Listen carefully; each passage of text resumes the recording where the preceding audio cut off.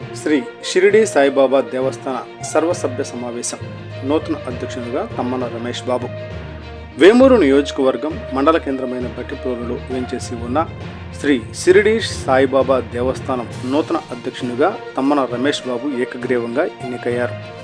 శ్రీ సాయిబాబా కళావేదికలో ప్రత్యేక అతిథి మరియు ఎన్నికల అధికారిగా శ్రీ వాసవి కన్యకా పరమేశ్వరి దేవస్థానం అధ్యక్షులు తూనుగుంట్ల సాయిబాబా పర్యవేక్షణలో ఎన్నిక నిర్వహించడం జరిగింది.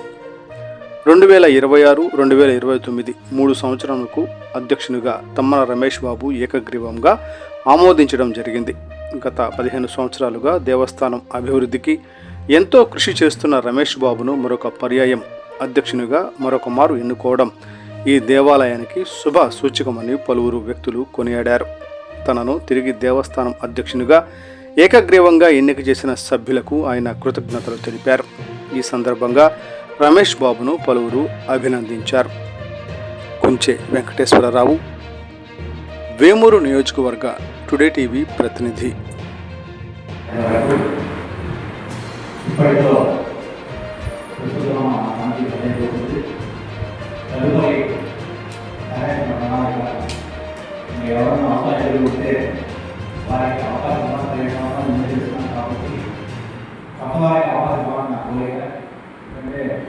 నాకు కూడా వయసు దాటిపోయింది కాబట్టి మీలో ఎవరు ఔత్సాహికులు సూచించినా సరే అది మనం సరే మేము చేస్తామని అంటే మీరు సహాయ కార్యక్రమం అనిపిస్తుంది.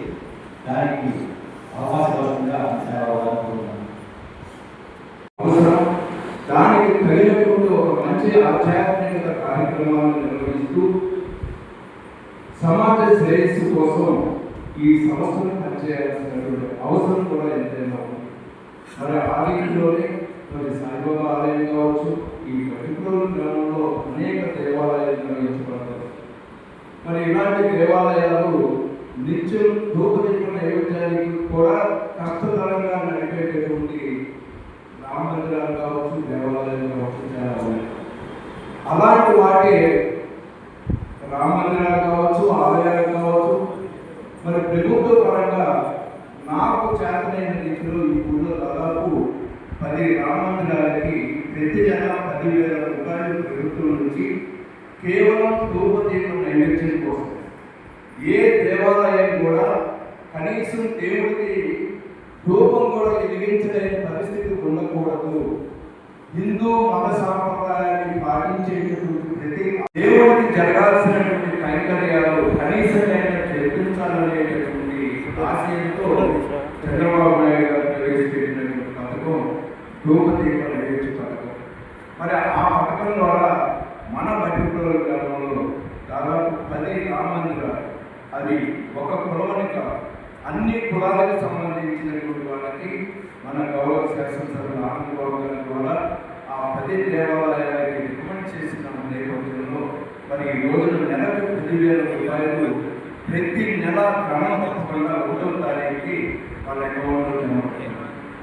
ఆ 10,000 రూపాయలతో ఆ దేవాలయంలో అర్చకుడికి జీతం కావచ్చు, లేదా అక్కడ జరగాల్సినటువంటి కైంకర్యాన్ని కనీసంగా దేవుడికి తెప్పించేటటువంటి విధానంలో మరి కార్యక్రమాలు జరుగుతాం.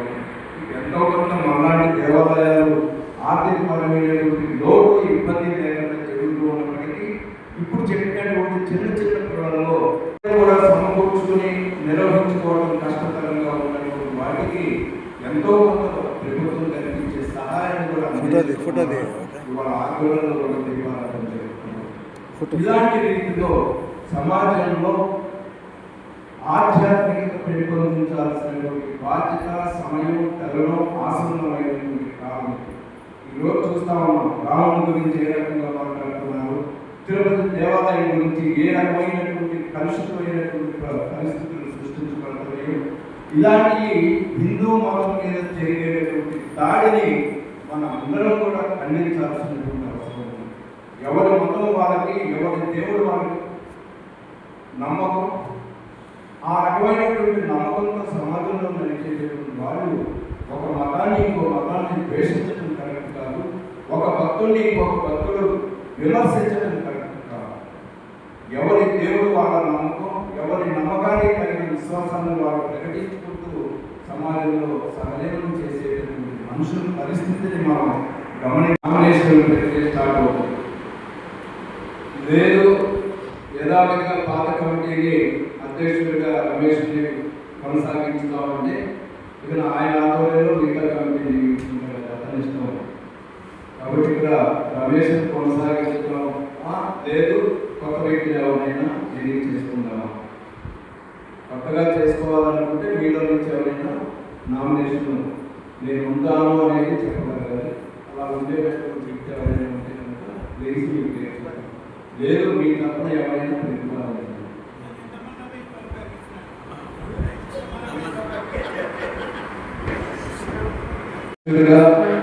పోటీ చేయడానికి ఆసక్తి, అవకాశం, అందరికి సేవ చేయగలిగేటటువంటి అభిలాష కలిగినటువంటి వ్యక్తులు ఎవరైనా ఉంటే వారు వచ్చి అధ్యక్ష ఎన్నికకి సంబంధించిన వరకు మీ నామినేషన్ నిర్దేశించిన సరిపోతుంది. కాబట్టి ఎవరైనా ఆసక్తి ఉన్నవారు ఉంటే ఎవరైనా చెప్పండి.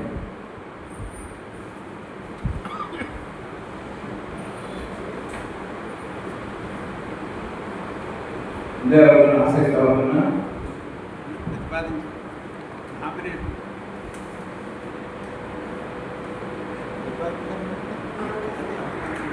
ఇందులో మరి దైవాన్ని, దైవ శక్తిని, దైవం చేసేటటువంటి మంచిని తద్వారా మనం ఏ రకంగా దైవాన్ని నమ్మి మనం ముందుకెళ్తున్నాం అనేటటువంటి మంచి విషయాన్ని సమాజంలో చాటి చెప్పి సమాజంలో ఈ రోజు జరుగుతూ ఉన్నటువంటి వెర్రితలలు వేసేటటువంటి పరిస్థితిని రూపుమాపడానికి ఇలాంటి కమిటీలు, ఇలాంటి దేవాలయాలు, ఇలాంటి బాధ్యత కలిగినటువంటి వ్యక్తులు పనిచేయాలని ఆశిస్తూ ఆకాంక్షిస్తూ ఈ 3 సంవత్సరాలు 15 సంవత్సరాల నుంచి ఈ దేవాలయ అభివృద్ధికి కృషి చేసినటువంటి గణేష్ బాబుకి వారి సహకారం నేతలు అందరికీ కూడా ధన్యవాదాలు తెలియజేస్తూ అదేవిధంగా రాబోయే 3 సంవత్సరాలు కూడా మరి ఎన్నికల కార్యక్రమం కూడా నిర్వహించాల్సిన అవసరం ఉంది. కాబట్టి ఎవరైనా మీలో ఆసక్తి కలిగినటువంటి వాళ్ళు అధ్యక్షులుగా పోటీ చేద్దామనేటువంటి అభిలాష కలిగినటువంటి వాళ్ళు ఎవరైనా మాకు ప్రతిపాదన చేయండి. లేదు అనుకుంటే ఇందాక నేను చెప్పినట్టు యథావిధిగా కమిటీని కొనసాగించుకుని అందరికీ ఆమోదం ఉంది. మీ హర్షధ్వానాలతో కనుక అంగీకరిస్తే దాన్ని ముందుగా నమస్కారాలు తెలియజేస్తున్నాను. 2023 నుండి 2026 సంవత్సరం వరకు ఈ దేవస్థానంలో జరిగినటువంటి దేవస్థానం యొక్క ఖర్చులు, అదేవిధంగా బ్యాలెన్స్ షీటు మీ దగ్గర వచ్చి ఈ కాగితాలు, దాంట్లో 5 కాగితాలు ఉన్నాయి.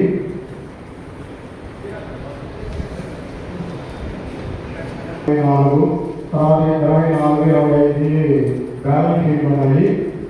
2026 సంవత్సరం నుండి 3వ ఐటెం ఆదాయ వ్యయం ఖాతా, అంటే 1/4/2025 నుండి 31/3/2026 వరకు ఆ సంవత్సరం జరిగినటువంటి ఆదాయ వ్యయంలో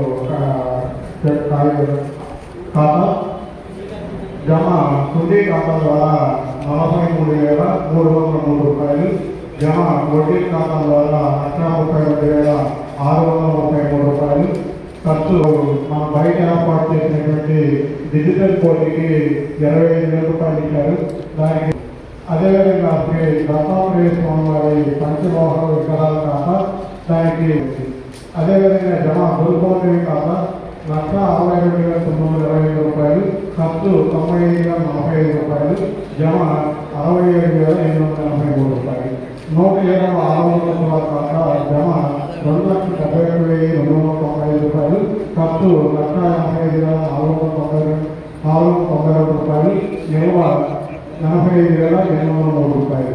జమ తర్వాత జమ ముక్కోటి కార్యక్రమం ఖాతా జమ 34,803 రూపాయలు, ఖర్చు 29,416 రూపాయలు, నిల్వ